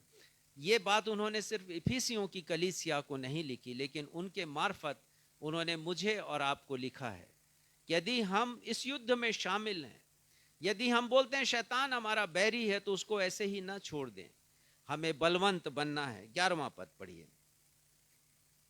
परमेश्वर के सारे हथियार बांध लो वो कि कहते तुम- हैं कि परमेश्वर के सारे हथियार पहन लो। हमें परमेश्वर के सारे हथियार पहनना है। Put on the whole armour of God. वो कहते हैं ताकि तुम शैतान की युक्तियों के सामने खड़े रह सको। हमें शैतान की युक्तियों के सामने खड़े रहना है। हमें शैतान की युक्तियों के सामने स्थिर रहना है। युक्तियों का तात्पर्य भी मैंने समझाया था, मैं पुनः समझा देता हूं। युक्ति का मतलब है उसकी स्कीम। अब आप अच्छे से समझेंगे। स्कीम का मतलब यह है कि यदि कोई ऑफर करता है, आजकल हम सब जानते हैं एक के साथ एक फ्री।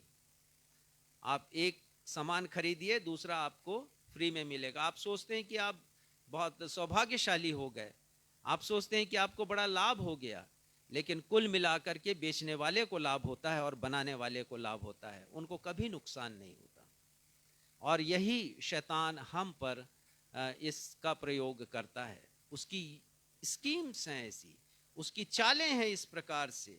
ये उसकी स्ट्रेटेजी है, ये उसकी रणनीति है, और ये उसका छल कपट है, ताकि उसकी युक्ति के सामने हम स्थिर खड़े रह सकें। ये परमेश्वर का वचन कहता है, और ये कहता है कि हमें शैतान की चालबाजी के सामने स्थिर खड़े रहना है। और फिर 13वां पद पढ़िएगा, इफिसियों 6:13। इसलिए हाँ, वो कहते हैं इसलिए परमेश्वर के सारे हथियार को हमें बांधना है। देखिए, 2 बार जोर दिया जा रहा है इस बात के ऊपर कि मुझे और आपको परमेश्वर के सारे हथियार। और परमेश्वर के वचन में यदि एक ही बात 2 बार दोहराई जाए तो समझ जाइए कि वो उसमें काफी वजन है, काफी वेटेज है। यानी समझिए कि इट इज अ मस्ट, मुझे और आपको करना है, आवश्यक है ये, कि यदि हम इस युद्ध में शामिल हैं कि शैतान हमारा बैरी है और उससे मेरा और आपका मुकाबला है, तो हमें सारे हथियार बांधने की आवश्यकता है। शैतान के समक्ष आत्मिक युद्ध में खड़े रहने का और कोई दूसरा उपाय नहीं है। ये एक संपूर्ण शिक्षा है मेरे और आपके लिए, एक संपूर्ण मेरे और आपके लिए परमेश्वर की तरफ से दिया गया ये पैकेज है। और वो कहते हैं ताकि तुम बुरे दिन में सामना कर सको। मेरे और आपके जीवन में बुरा समय आता है, बुरा दिन आता है, और उन बुरे दिनों में, उन खराब समयों में जब हम निर्बल होते हैं, कमजोर होते हैं, जैसा हमने देखा कि अच्छे बीज बो दिए गए हैं, लेकिन जब सो रहे थे उस बाग के मजदूर, तब बैरी आया है और जंगली बीज उसने डाल दिया है। और वचन कहता है कि हम सब कुछ पूरा करें अपने जीवन में और स्थिर खड़े रहें। आइए देखें कि वे परमेश्वर के सारे हथियार अर्थात संपूर्ण हथियार क्या क्या हैं। संत पौलुस जब इन 7 हथियारों की चर्चा करते हैं तो उनके मस्तिष्क में एक सैनिक की तस्वीर है, और सैनिक जिन अस्त्र और शस्त्र को धारण करता है उसके मन में वही तस्वीर है। और एक बहुत अच्छा रूपक हम सभी के सामने प्रस्तुत करते हैं कि हम आत्मिक युद्ध में शामिल हैं तो कैसे, जैसे सांसारिक युद्ध लड़ा जाता है, हम आत्मिक युद्ध में कैसे लड़ सकते हैं और विजयी हो सकते हैं। पहला आत्मिक हथियार जिसकी चर्चा वो करते हैं, 14वां पद पढ़िएगा, इफिसियों 6:14वां पद। इसलिए सत्य से अपनी कमर कस वो कर, कहते हैं सत्य से अपनी कमर कसकर। कमर कसकर, कमर कस अर्थात बेल्ट, और ये बेल्ट एक सैनिक या योद्धा के लिए बड़ा आवश्यक अस्त्र होता था। और ये अस्त्र ये बतलाता था कि अब वो योद्धा लड़ने के लिए तैयार है, क्योंकि बेल्ट अमूमन एकदम अंत में पहना जाता था। जितने वस्त्र धारण कर लेते थे वो युद्ध के, उसके पश्चात अंत में बेल्ट पहना जाता था। और हम भी जब तैयार होते हैं तो आखिर में ही बेल्ट को हम लगाते हैं और तब ये माना जाता है कि अब हम तैयार हैं किसी काम के लिए। प्रभु यीशु मसीह ने भी कहा लूका 12:35 में, तुम्हारी कमरें बंध ही रहें और तुम्हारे दिए जलते रहें, अर्थात तुम तैयार रहो प्रभु यीशु मसीह के दूसरे आगमन के लिए। आत्मिक युद्ध का यह अस्त्र यद्यपि बहुत छोटा दिखाई देता है, लेकिन ये बहुत महत्वपूर्ण है। ये साधारण अस्त्र नहीं है। क्यों नहीं है? क्योंकि संत पौलुस कहते हैं कि सत्य से कमर कसकर, ये जो बेल्ट है वो सत्य का बेल्ट है। और सबसे पहले उसने इसी अस्त्र के बारे में क्यों कहा? क्यों उसने सबसे पहले हथियार की चर्चा जब की तो उसने कहा कि हमें सत्य से कमर कसना है। और वो इसलिए क्योंकि हमारा युद्ध जिससे है वो झूठा है। प्रभु यीशु मसीह ने कहा, यूहन्ना 8:44 में, हम इसकी व्याख्या पहले भी देख चुके हैं, उन्होंने कहा कि वो सत्य पर स्थिर नहीं रहा, उसमें सत्य है ही नहीं। प्रभु यीशु मसीह कहते हैं यूहन्ना 8:44 में। और जब वो झूठ बोलता है तो अपने स्वभाव से बोलता है। और प्रभु यीशु मसीह ने कहा कि वो झूठा है, वरन झूठों का पिता है। तो ये मामूली युद्ध नहीं है। मेरा और आपका जिससे युद्ध है, आत्मिक युद्ध, वो झूठा है और उस झूठे से लड़ाई हमें करना है। और लड़ाई यदि हम करेंगे तो केवल सत्य के द्वारा ही हम विजयी हो सकते हैं। आत्मिक युद्ध में मेरा और आपका सामना शैतान के असत्य से होता है। शैतान झूठ को सत्य की तश्तरी में रख कर प्रस्तुत करता है। शैतान असत्य तर्कों का सहारा लेता है। जैसे हमने देख लिया अय्यूब की किताब में, उसने परमेश्वर को उभारा, उसने झूठे तर्क दिए हैं उसने। आप ध्यान दीजिएगा, यहां पर लिखा है 4 पद में, शैतान ने यहोवा को उत्तर दिया, अय्यूब 2 और उसका 4 पद, शैतान ने यहोवा को उत्तर दिया, खाल के बदले खाल, परंतु प्राण के बदले मनुष्य अपना सब कुछ दे देता है। देखिए कितना गहरा तर्क उसने परमेश्वर के सामने दिया है। परमेश्वर पिता, आपने तो ऊपर ऊपर से ही उसको दुख दिया है, उसकी संपत्ति ले ली है, उसका घर बार जल गया है, उसके बेटे बेटियां की मृत्यु हो गई, लेकिन उसके शरीर पर तो हाथ लगाइए। फिर देखिए वो खरा सीधा परमेश्वर का भय मानने वाला है कि नहीं। तब उसकी जांच जब होगी तब पता चलेगा कि आपका दावा कितना सत्य है। ये कितना पुख्ता तर्क वो रख रहा है परमेश्वर के सामने, और हमारे सामने भी असत्य तर्कों को वो रखता है। और शैतान के द्वारा कहा गया झूठ हम सभी को सत्य प्रतीत होता है। और इसीलिए संत पौलुस कहते हैं कि सत्य से मुझे और आपको कमर कसना है, तैयार रहना है और सत्य को जानना है। और सत्य कौन है? प्रभु यीशु मसीह। पिलातुस नहीं जान पाया, प्रभु यीशु मसीह से पूछता है सत्य क्या है। सत्य उसके सामने खड़ा है और वो सत्य से पूछ रहा है कि सत्य क्या है। पिलातुस नहीं जान पाया, प्रभु यीशु मसीह यदि उसकी अदालत में है तो वो सत्य हैं, दुनिया के सत्य हैं। और प्रभु यीशु मसीह को अनेक टाइटल्स दिए गए हैं। प्रभु यीशु मसीह को कहा गया सच्ची ज्योति। प्रभु यीशु मसीह ने स्वयं कहा कि सच्चा चरवाहा मैं हूं। प्रभु यीशु मसीह ने स्वयं कहा सच्ची दाखलता मैं हूं। जो कुछ कहा प्रभु यीशु मसीह ने वो सच ही कहा है।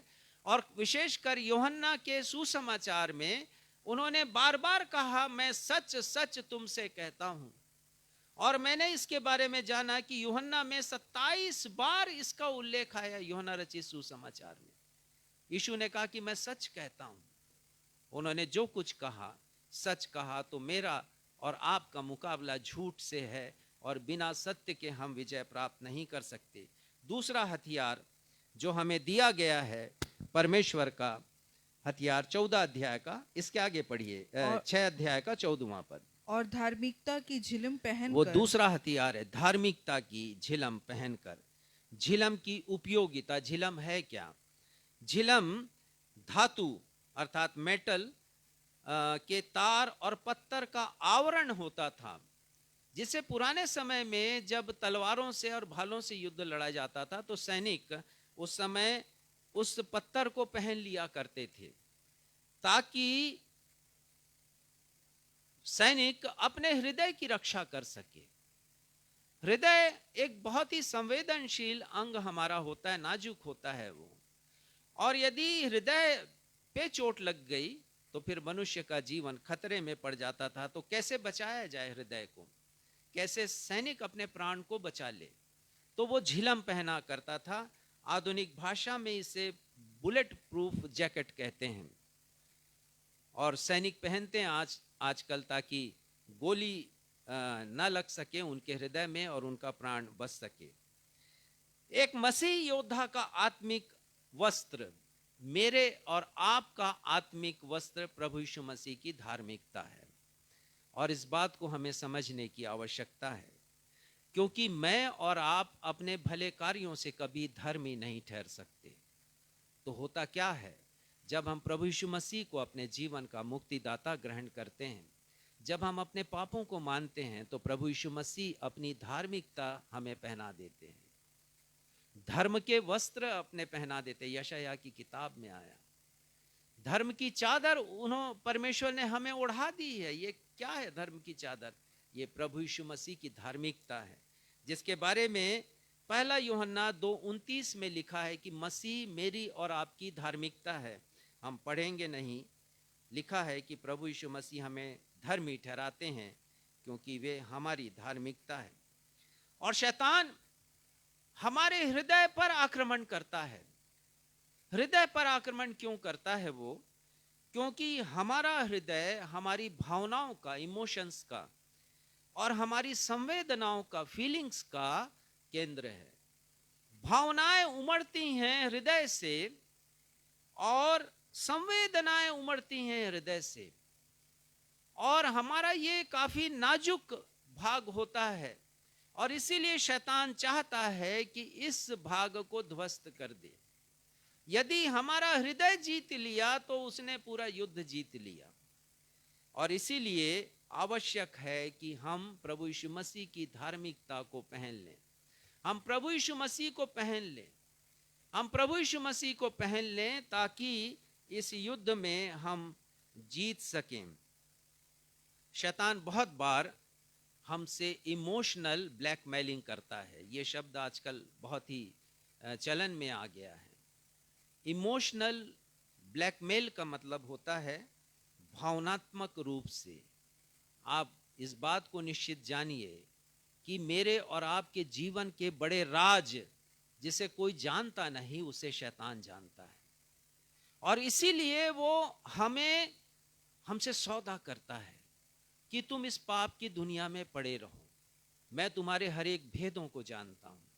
और जैसे दूसरे लोग ब्लैकमेल करते हैं, सौदा करते हैं, किसी की कमजोरी का फायदा उठाकर शैतान हमसे सौदा करता है, और वो परमेश्वर के पास जाकर कहता है हमारी जिंदगी के विषय में। और इसीलिए परमेश्वर का वचन हमसे कहता है कि हमें प्रभु यीशु मसीह की धार्मिकता की झिलम को पहनना है। तीसरा आत्मिक हथियार, 15वां पद पढ़िएगा। और पाँव में मेल के सुसमाचार की तैयारी के जूते पहनकर। हाँ, ये तीसरा आत्मिक हथियार है। पाँव में मेल अर्थात शांति। हिंदी में पीस के लिए बहुत जगह मेल शब्द आया है, लेकिन अंग्रेजी में देखेंगे तो पीस शब्द आया अर्थात शांति, इसलिए मैं शांति शब्द का उपयोग यहाँ पर करूंगा। शांति के सुसमाचार की तैयारी के जूते पहनकर। आत्मिक सांसारिक युद्ध में जूते का बड़ा महत्व है। ये जूता पांव को कांटों से बचाता है। ये जूता, एक सैनिक का जूता उसे पत्थरों से बचाता है। एक सैनिक का जूता उसे कीचड़ आदि से सुरक्षा प्रदान करता है और पांव को ठोकर खाने से बचाता है। क्योंकि हमारे शरीर का यदि अंग है, एकदम अंतिम अंग है यदि पांव हमारा, तो वो भी नाजुक ही होता है। आसानी से यदि चोटग्रस्त हो गया तो सैनिक वहीं का वहीं रुक जाएगा, आगे बढ़ ही नहीं पाएगा। तो इसलिए सैनिक को चुस्त और दुरुस्त रखने के लिए उसे एक बहुत मजबूत जूता दिया जाता है सेना के द्वारा, जिसे वो पहनता है। अब इसके आत्मिक अर्थ को हम देखेंगे।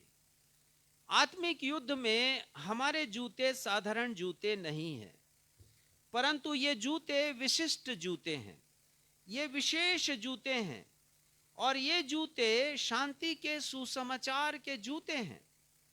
यशाया 52 और उसके 7वें पद में लिखा है, पहाड़ों पर उसके पांव क्या ही सुहावने हैं, जो शुभ समाचार लाते हैं, जो शांति की बातें सुनाते हैं और कल्याण के शुभ समाचार और उद्धार का संदेश देते हैं। पहाड़ों पर वो पांव क्या ही सुहावने हैं। और वो कहता है कि ना सिर्फ शुभ समाचार है, परंतु शांति की बातें हैं, भलाई की बातें हैं और उद्धार का संदेश है। तो ये जूते हमारे लिए आत्मिक रूप से बहुत महत्व रखते हैं। क्यों पहनना है हमें इस शांति के सुसमाचार की तैयारी के जूतों को? क्यों पहनना है? क्योंकि शैतान सुसमाचार से थर्राता है। हमारा जो सुसमाचार है, प्रभु यीशु मसीह का सुसमाचार, वो उद्धार का सुसमाचार है। और संत पौलुस लिखते हैं रोमियो 1:16 में, सुसमाचार परमेश्वर की सामर्थ है।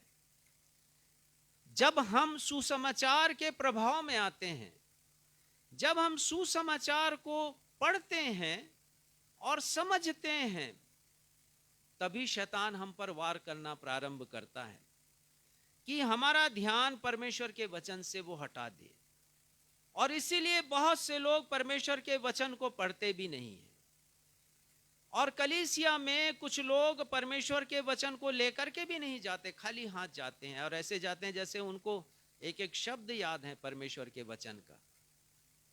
शैतान नहीं चाहता कि आप इस वचन को अपने हाथ में रखें।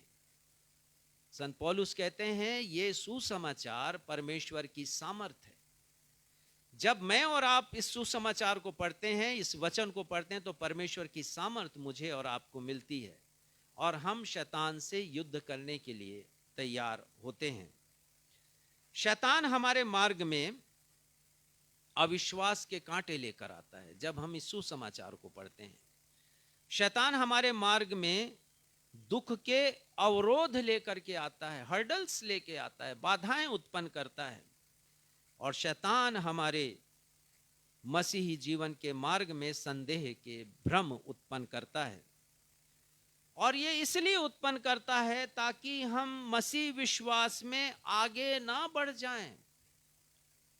जिस दिन मैं और आप मसीह विश्वास में आगे बढ़ेंगे तो शैतान थर्राने लगता है, क्योंकि वो सोचता है कि ये मेरे साम्राज्य से निकल गया और परमेश्वर के राज्य में ये पहुंच गया है।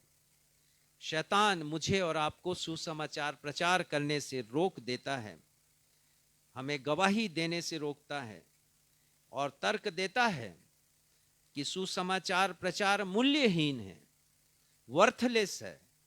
वो तर्क देता है कि ये निराशाजनक है। हम कितनी जगह प्रचार करते हैं, कितने लोग मन फिराते हैं, ये काफी उबाऊ है, ये निराशाजनक है।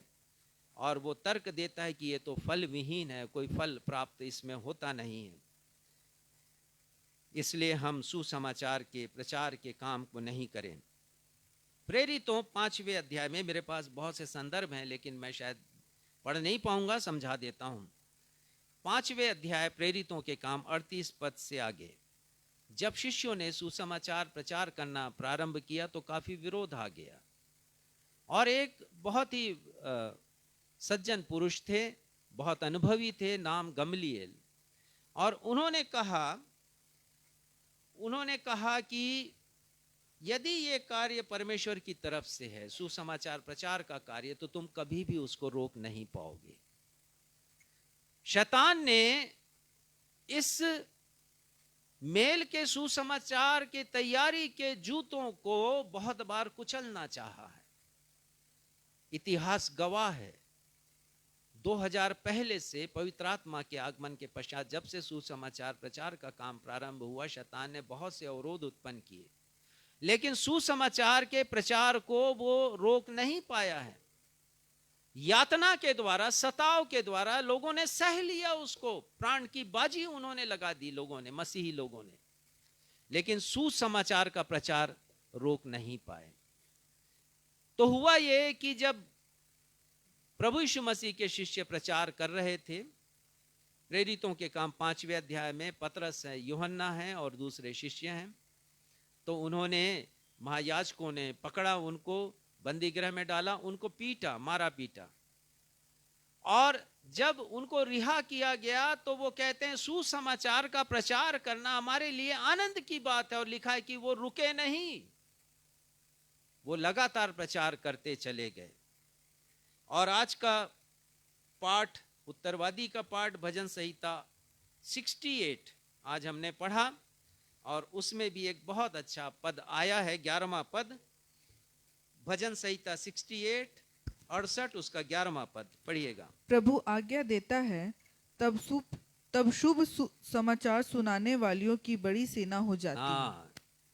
ये तो महिलाओं के लिए कितनी खुशी दिलाने लायक बात है, आनंदित करने वाली बात है। शुभ सुसमाचार सुनाने वालियों की बड़ी सेना हो जाती है।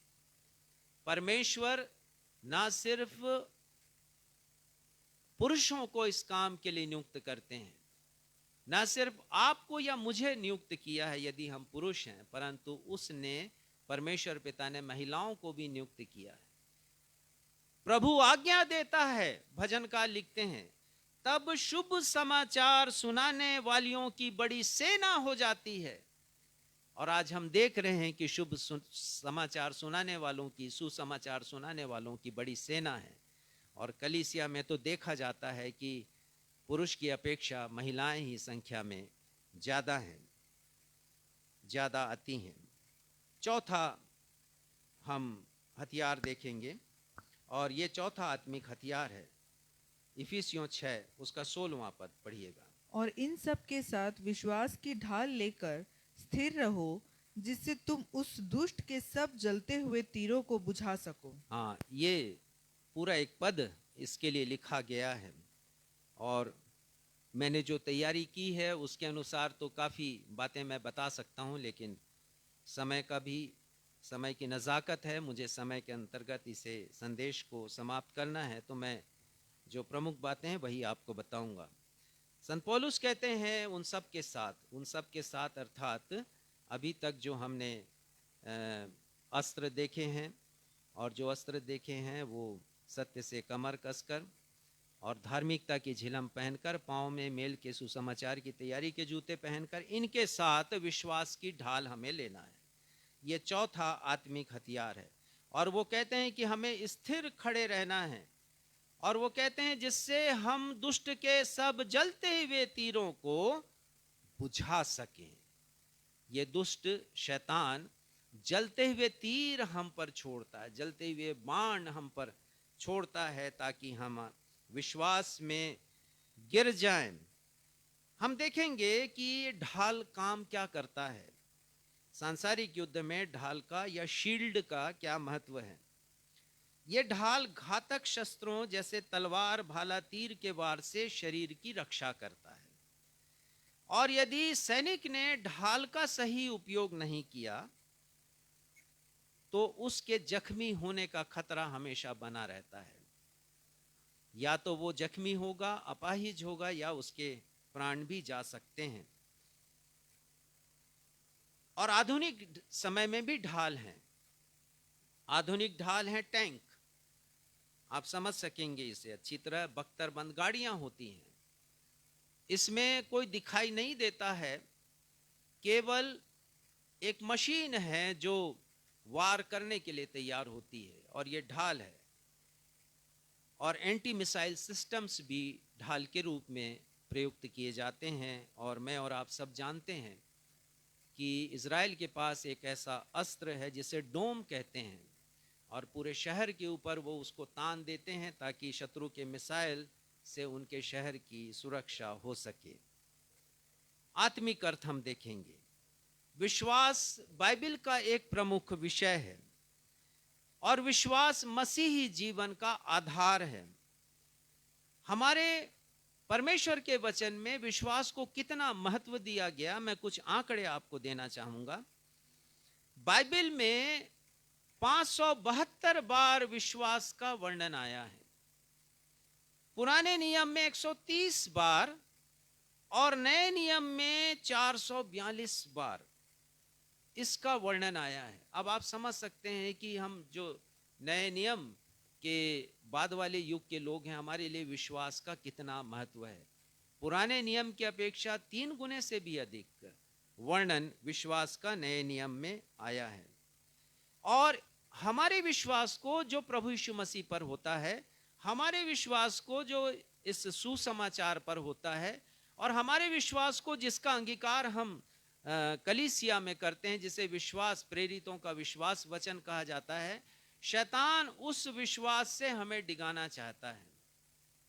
शैतान नहीं चाहता कि हम परमेश्वर के अस्तित्व के ऊपर विश्वास करें, और वो हमारे विश्वास के अंगीकार का प्रमुख विषय है कि हम एक सत्य परमेश्वर पर विश्वास करते हैं और हम प्रभु यीशु मसीह पर विश्वास करते हैं। हम विश्वास करते हैं कुंवारी से उनके जन्म के विषय में, हम उनकी शिक्षाओं पर विश्वास करते हैं, हम उनके क्रूस पर मृत्यु के विषय में विश्वास करते हैं, हम उनके पुनरुत्थान पर विश्वास करते हैं, हम उनके द्वितीय आगमन पर विश्वास करते हैं। तो एक लंबी फहरिस्त है हमारे पास विश्वास करने की, और शैतान नहीं चाहता कि हम विश्वास करें, और इसीलिए उस विश्वास को वो ध्वस्त करना चाहता है। और इस विश्वास को ध्वस्त करने के लिए वो अविश्वास के और अंधविश्वास के बहुत से जलते हुए तीरों को हम पर छोड़ता है।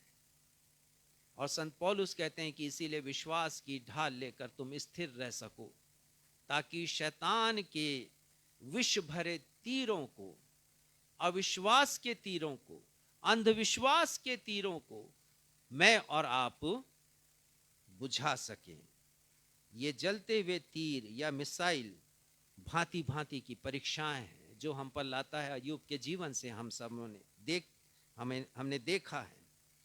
और ये मिसाइल या ये तीर बीमारी है, दुर्घटना है, आर्थिक हानि है, समस्याएं हैं, नुकसान है, विरोध है, सताव है और असफलताएं हैं। इन्हीं के रूप में वो तीर मेरे और आपकी जिंदगी में छोड़ता है कि मैं और आप विश्वास से भटक जाएं। लेकिन यदि मेरे और आपके पास विश्वास रूपी ढाल है और हम स्थिर खड़े रहते हैं, तो शैतान के इन जलते हुए तीरों को हम बुझा सकते हैं। 5वां आत्मिक हथियार है इफिसियों 6:17, पहला भाग पढ़िएगा। और उद्धार का टोप। वो कहते हैं उद्धार का टोप लेकर, मुझे और आपको उद्धार का टोप लेना है। और सांसारिक युद्ध में टोप का या हेलमेट का बड़ा महत्व है। टोप या हेलमेट मेरे और आपके अत्यंत संवेदनशील नाजुक अंग मस्तिष्क की रक्षा करता है। मस्तिष्क हमारे विचारों, हमारे तर्कों, हमारे ज्ञान, हमारे बुद्धि, इन सब की फैक्ट्री है। वो एक कारखाना है हमारा मस्तिष्क। हमारा मस्तिष्क ध्यान का, विचार का एक केंद्र है। मस्तिष्क हमारे शरीर का नियंत्रण कक्ष है जो हमारे प्रत्येक अंग प्रत्यंग को संचालित करता और नियंत्रित करता है। और इसीलिए मस्तिष्क की सुरक्षा के लिए हेलमेट पहना जाता है। अब इसका आत्मिक अर्थ हम देखेंगे। शैतान नहीं चाहता कि हम परमेश्वर पर और उनके वचन पर मन लगाएं, क्योंकि विचार का जन्म या मन हमारा तो मस्तिष्क में होता है, और वो नहीं चाहता कि मैं और आप परमेश्वर पर मन लगाएं, उनकी समीप में रहें या उनके वचन पर हम ध्यान करें। और इसीलिए वो हमारे मन मस्तिष्क पर आक्रमण करके हमारे सोचने समझने की शक्ति को कुंद कर देता है, पैरालाइज्ड हो जाता है, जिसे कहते हैं विवेक शून्य हो गया। बहुत से लोगों का विवेक शून्य हो जाता है कि वो पाप करते हैं लेकिन उनको लगता नहीं कि वो कुछ गलत कर रहे हैं। इसे ही कहते हैं कि कॉन्शियस डेड हो गया, विवेक उनका शून्य होगा। और शैतान हमारे मन पर आक्रमण करता है असत्य बातों के द्वारा और फिलॉसफीज के द्वारा। कुलुस्सियों उसके दूसरे अध्याय के 8वें पद में संत पौलुस लिखते हैं, पढ़िएगा। चौकस रहो कि कोई वो तुम्हें कहते हैं कि चौकस रहो, सतर्क रहो। किस बात के लिए? कि कोई तुम्हें उस तत्व ज्ञान और व्यर्थ धोखे के द्वारा अपना अहेर ना बना ले। हाँ, कोई मतलब शैतान, कोई तत्व ज्ञान के द्वारा, फिलॉसफी के द्वारा। ये संसार बहुत से ज्ञान से भर गया है और लोग उसी ज्ञान के पीछे, जिसे बाइबल सांसारिक विचारधारा कहती, लोग उसके पीछे हैं, पागल हैं और उसके पीछे चले जा रहे हैं।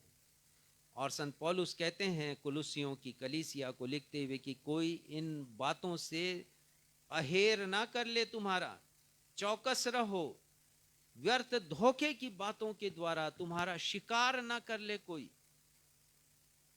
और वो हमें सतर्क करते हैं शैतान के इन कार्यों से। प्रभु यीशु मसीह का उद्धार हमारे मन मस्तिष्क की रक्षा करता है। प्रभु यीशु मसीह का उद्धार बहुमूल्य है और इसीलिए मुझे और आपको शैतान की हाथों में इसे नष्ट नहीं होने देना है। छठवां आत्मिक शस्त्र, ये शस्त्र है जो मुझे और आपको दिया गया। आप ध्यान दीजिए, 5 अस्त्र हैं जो दिए गए हैं, हमें हमारी सुरक्षा के लिए दिए गए हैं। लेकिन शस्त्र केवल एक है जिससे मैं और आप शैतान पर वार कर सकते हैं। बचने के जो उपाय हैं वो 6 हैं मेरे और आपके लिए, लेकिन सिर्फ एक ही उपाय ऐसा है जिससे मैं और आप शैतान पर वार कर सकते हैं। पढ़िएगा। और आत्मा की तलवार जो परमेश्वर का वचन है ले लो। वो कहते हैं आत्मा की तलवार जो परमेश्वर का वचन है। ये परमेश्वर का वचन मेरे और आपके लिए तलवार के समान है। बिना तलवार या बिना बंदूक के हम किसी सैनिक की कल्पना नहीं कर सकते हैं। तलवार या बंदूक वह शस्त्र है जिसके द्वारा सैनिक दुश्मन के छक्के छुड़ा सकता है। आत्मिक अर्थ, ये परमेश्वर का वचन हमारा शस्त्र है और शैतान यदि हमारा दुश्मन है तो हम उसके छक्के छुड़ा सकते हैं, उस पर वार हम कर सकते हैं। केवल एक ही शस्त्र मुझे और आपको दिया गया है, आत्मा की तलवार, और उसकी व्याख्या भी की गई है कि वो परमेश्वर का वचन है। उसे मुझे और आपको धारण करना है। शैतान पर हम केवल परमेश्वर के वचन के द्वारा ही विजयी हो सकते हैं। और इब्रानी की किताब 4 अध्याय के 12वें पद में लिखा है कि परमेश्वर का वचन 2 धारी तलवार से भी चोखा है। पढ़ेंगे नहीं हम अभी से। और लिखा वो आर पार छेद देता है। 2 धारी तलवार है, उससे भी ज्यादा चोखा है परमेश्वर का वचन। और इसीलिए जब इस वचन से आप वार करेंगे शैतान के ऊपर तो आप कभी पराजित नहीं होंगे। भजन संहिता 119:11 में लिखा, मैंने तेरे वचन को अपने हृदय में रख छोड़ा है कि तेरे विरुद्ध पाप नहीं करूं। और उसी प्रकार भजनकार लिखते हैं भजन संहिता 119 के 9वें पद में, वो हमें सावधान करते हैं। यदि आपको मिल गया तो पढ़िएगा। जवान अपनी चाल को किस उपाय से शुद्ध रखें, तेरे वचन के अनुसार सावधान वो रहने कहते से। हैं कि हम परमेश्वर के वचन के अनुसार सावधान हो सकते हैं। मुझे और आपको सावधान करता है, सतर्क करता है, जागरूक रखता है। वचन का प्रयोग किया प्रभु यीशु मसीह ने। शैतान ने जब 3 परीक्षाएं लाई, मत्ती 4, लूका 4 में हम पढ़ते हैं, तो प्रभु यीशु मसीह ने वचन का प्रयोग किया और शैतान को पराजित किया। प्रभु यीशु मसीह विजयी हुए शैतान के ऊपर। लेकिन हवा के बारे में हम पढ़ते हैं कि हवा ने परमेश्वर के वचन का दुरुपयोग किया।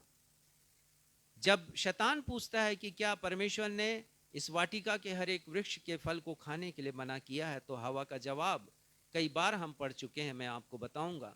हवा कहती है कि सारे वृक्ष के फलों को खाने के लिए मना नहीं किया, लेकिन जो वृक्ष वाटिका के मध्य में है उसके विषय परमेश्वर ने कहा है कि उसे खाना नहीं, और उसमें जोड़ती उसे छूना भी नहीं।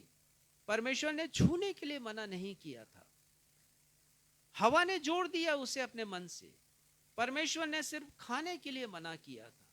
उसी प्रकार आज भी शैतान बहुत से लोगों के द्वारा वचन का गलत मायने करवा रहा है, गलत व्याख्या करवा रहा है, और इसके द्वारा बहुत से लोग अंधकार में हैं। परमेश्वर के वचन का वचन होने के बावजूद भी वो बहुत से लोग अंधकार में हैं। तो हमें इस छठ में आत्मिक शस्त्र को धारण करना है ताकि हम शैतान का मुकाबला करें, और जब वो आत्मिक युद्ध करे तो हम स्थिर रह सकें। अंतिम बात मैं बताऊंगा। 7वां आत्मिक हथियार है शैतान का। 18वां पद पढ़िएगा। हर समय और हर प्रकार से आत्मा में प्रार्थना और विनती करते रहो। हाँ, ये बड़ा आवश्यक है मेरी और आपकी जिंदगी के लिए कि मुझे और आपको प्रार्थना करना है। हमारा जीवन प्रार्थना का जीवन होना चाहिए। किसी ने कहा है प्रेयर चेंजेस थिंग्स। प्रार्थना परिवर्तन लेके आती है, परिस्थितियों को बदल देती है। तो प्रार्थना में हम अपने जीवन को बिताएं। बिना प्रार्थना में जीवन के हम इस आत्मिक युद्ध को नहीं जीत सकते। प्रार्थना हमारे साहस का, हमारी आत्मिक ऊर्जा का एक केंद्र है, और इसलिए हमें इसे भी अपने जीवन में रखना है ताकि हम इस आत्मिक युद्ध में शैतान से विजयी हो सकें। कुछ और अध्ययन छूट गया है, मैं इसे समाप्त करूंगा और फिर से हम उस गीत को गाएंगे जिसे हमने एक रविवार पहले गाया था। प्यारो हिम्मत बांधो, आगे बढ़ो, क्रूस का लो निशान, जीतेंगे हम यारो, हारेगा शैतान। आइए इस गीत को हम सब मिलकर गाएं। इसके केवल एक ही पद को हम गाएंगे, पहले पद को।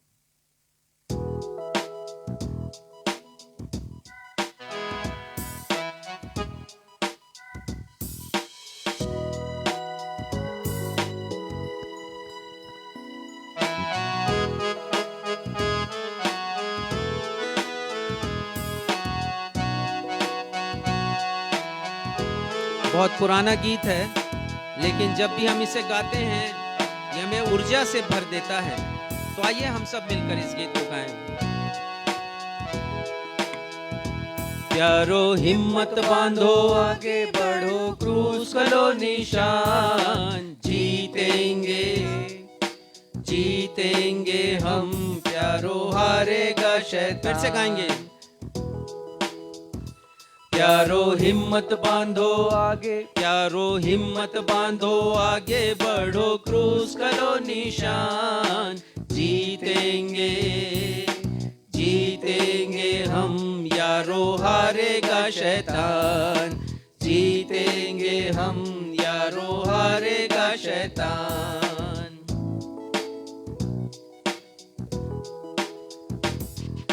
लड़ो लड़ो फुर्ती करो, यीशु है कप्तान, यीशु है कप्तान भैया, यीशु है कप्तान, यीशु है कप्तान दीदी, यीशु है कप्तान।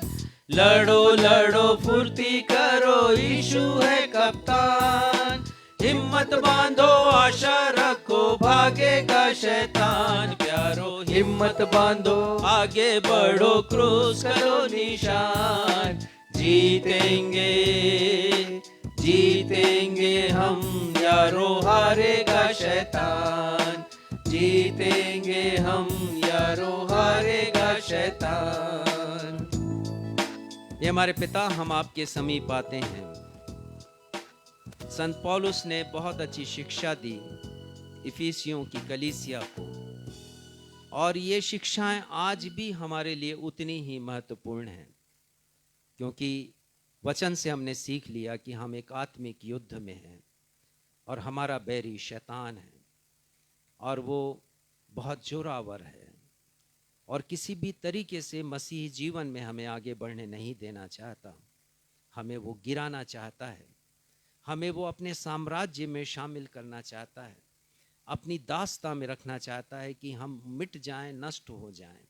वो नहीं चाहता कि हम प्रभु यीशु मसीह की तरफ जाएं और अनंत जीवन को हम प्राप्त करें। हमारी प्रार्थना है पिता कि इन 4 अध्ययनों के द्वारा जबकि हमने शैतान के बारे में सीख लिया, जान लिया, वो कैसा है, क्या है, उसका स्वभाव किस तरह का है, होने दीजिए पिता कि हम इन आत्मिक हथियारों को, जो आपके सारे हथियार हैं, संपूर्ण हथियार हैं, कंप्लीट हैं, अपने आप में सिद्ध हैं, उन्हें हम धारण करें ताकि शैतान का मुकाबला कर सकें। आप हम हमारे हर एक उन दर्शकों के साथ हों पिता जो इस समय अपने मोबाइल के समक्ष हैं या अपने टेलीविज़न के सामने हैं, उनको भी आप साहस दीजिए पिता, ऊर्जा दीजिए, और होने दीजिए आज की शिक्षा से हम सभी का ज्ञान बढ़ जाए, हम सभी के जीवन में परिवर्तन आए कि हमें इस युद्ध को जीतना है, हम एक युद्ध में शामिल हैं और इस युद्ध को जीतना है और हमारी स्वयं की भूमिका है। आप यदि चाहते तो हमें वैसे ही विजयी बना सकते हैं, लेकिन हमें भी कुछ करना है एक मसीह होने के नाते, और क्या करना है ये शिक्षा आज हमें मिली है। हमारी प्रार्थना है पिता कि हम इन अस्त्रों को और शस्त्र को धारण करें और इस युद्ध में हम विजयी होकर के निकलें, ताकि आपने जो हमारे लिए पुरस्कार रखा, जैसा प्रभु यीशु मसीह ने कहा, सूर्य के समान चमकेंगे, उन्हें दीजिए पिता कि हम आपके राज्य में वैसे ही चमकने वाले हो सकें। हम धन्यवाद देते हैं पिता आज के अध्ययन के लिए, पवित्र आत्मा के लिए जिन्होंने हमारी सहायता की इस विषय को समझने के लिए और मेरी सहायता की इस विषय की व्याख्या करने के लिए। आपके नाम का शुक्रिया। अपनी इस प्रार्थना को हम प्रभु यीशु मसीह के महान और सामर्थी नाम से मांग लेते हैं। सुनिए और ग्रहण कीजिए। आमीन। आशीष ग्रहण करें। अब हमारे अद्वैत पिता परमेश्वर का प्रेम, हमारे उद्धारकर्ता प्रभु यीशु मसीह का अनुग्रह और शांतिदायक पवित्र आत्मा की सहभागिता हम में से हर एक के साथ अब से लेकर युगान युग होती रहे। हम सब कहें आमीन। जय मसीह की।